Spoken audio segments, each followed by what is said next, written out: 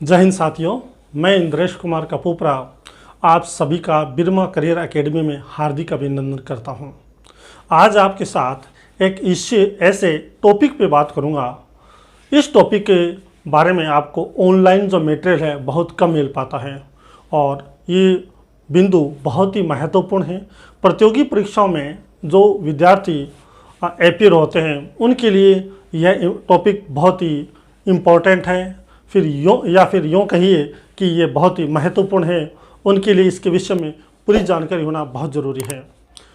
इस टॉपिक का नाम है secretary of India for state, जिसे हम इंडिया सेक्रेटरी भी बोलते हैं और हिंदी में कहें तो भारत मंत्री।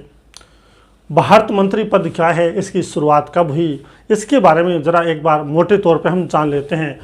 इस पद की रचना 2 अगस्त 1858 को हुई थी और इस पद को 14 अगस्त 1947 को समाप्त कर दिया गया था।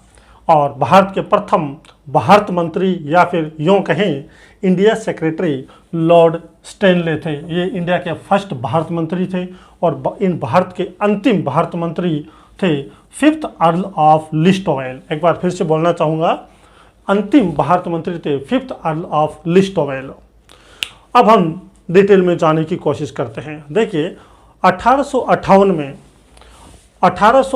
में ईस्ट इंडिया कंपनी का शासन समाप्त कर दिया गया था। भारत का आप इतिहास में आपने अवश्य ही पढ़ा होगा कि भारत की आज़ादी की पहली लड़ाई, जिसे प्रथम स्वतंत्रता संग्राम कहते हैं, वो 1857 में हुआ था। और उस 1857 के बाद में एक अधिनियम बना था जिसे बोलते हैं 1858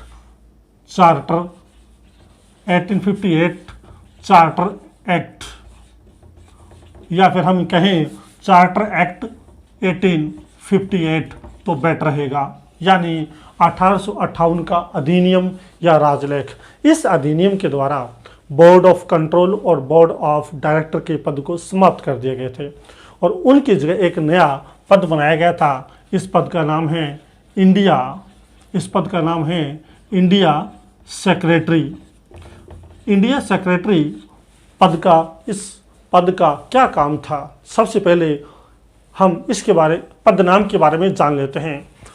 इंडिया सेक्रेटरी हिंदी में कहें तो भारत मंत्री नाम का एक नया पद बनाया गया, जिसे secretary of India for state भी कहते हैं और हिंदी में भारत मंत्री या भारत सचिव कहा जाता था। इस भारत सचिव की सहायता के लिए एक परिषद बनाई गई थी। उस परिषद में टोटल 15 सदस्य हुआ करते थे, जिनमें से 8 सदस्यों की नियुक्ति वहाँ का इंग्लैंड का राजा करता था और बाकी 7 सदस्यों की नियुक्ति बोर्ड ऑफ डायरेक्टर द्वारा की जाती थी। यानी टोटल हो गए 15 सदस्य।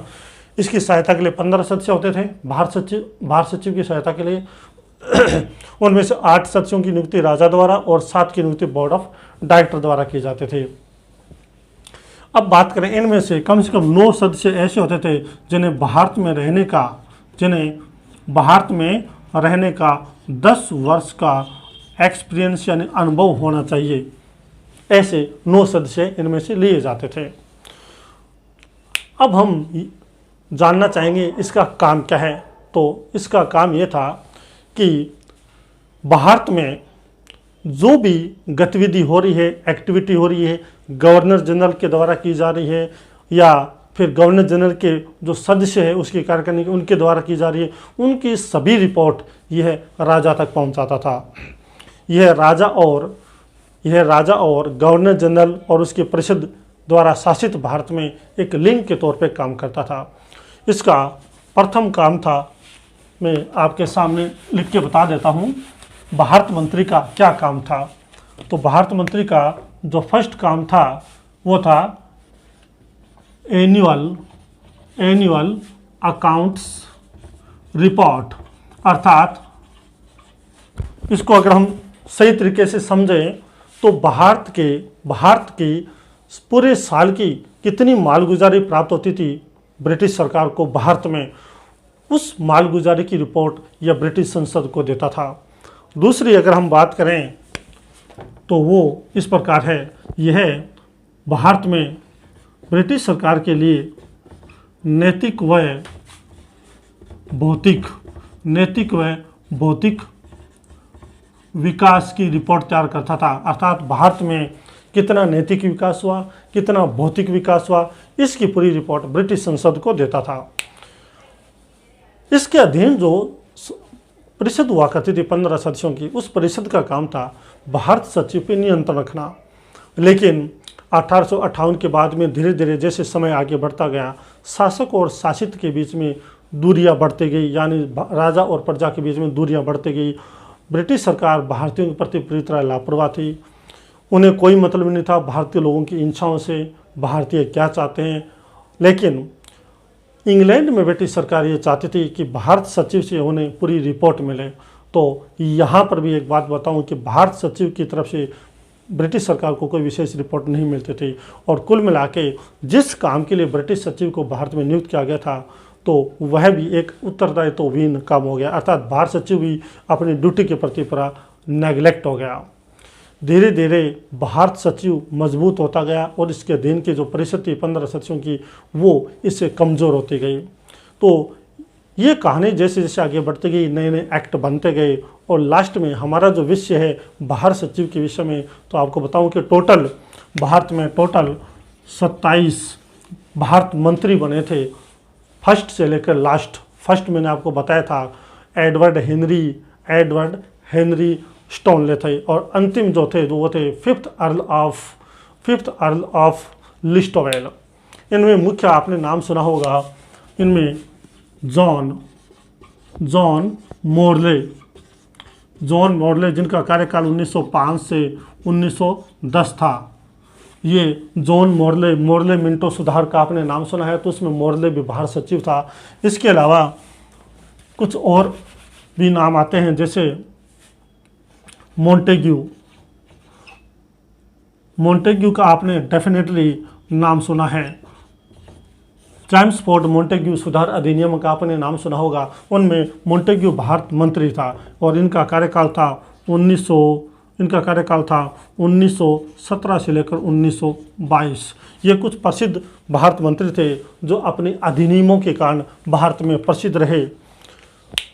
तो ये पूरी कहानी थी कि भारत मंत्री कौन था, अंतिम भारत मंत्री, फर्स्ट भारत मंत्री। देखिए यहाँ पे आप रीट के एग्ज़ाम में बैठ रहे हैं, राजस्थान रीट एग्ज़ाम में, हरियाणा रीट एग्ज़ाम में, या फिर आप RS की प्री एग्ज़ाम में बैठ रहे हैं, या फिर टीचर्स के अन्य किसी एग्ज़ाम में बैठ रहे हैं, SSC, बैंक, डिफेंस, सभी परीक्षाओं में ये प्रश्न पूछे जाते हैं। भारत का प्रथम भारत मंत्री कौन था? अक्सर बताया जाता है चार्ल्स वुड थे, लेकिन चार्ल्स वुड 1859 में बने थे। आपको बताऊँ मैं, फर्स्ट जो थे वो थे आपको मैंने बताया है लॉर्ड स्टोनले, और अंतिम भारत मंत्री जो थे लॉर्ड पैथिक लॉरेंस के बताया जाता है, लेकिन लॉर्ड पैथिक लॉरेंस अंतिम नहीं थे, बल्कि अंतिम थे फिफ्थ अर्ल जो थे, और फिफ्थ अर्ल ऑफ लिस्टोवेल थे। तो ये आपको एक ऑथेंटिक जानकारी आपको रहनी चाहिए कि कौन फर्स्ट और कौन अंतिम था, और ये कुछ प्रसिद्ध नाम दिए गए हैं, इनका ड्यूटी क्या थी, और इनको ये पद कब बना, ये पद कब समाप्त हुआ। ये मुख्य कुछ ऑब्जेक्टिव टाइप क्वेश्चंस आपके लिए बनते हैं। उम्मीद करता हूँ आपको वीडियो पसंद आया होगा। इसी टाइप के बहुत सारे और क्वेश्चंस मैं नेक्स्ट वीडियो में लेके आऊँगा। तब तक के लिए दे मेरे को इजाज़त। एक बार फिर से जय Hind, have a good day, have a nice day.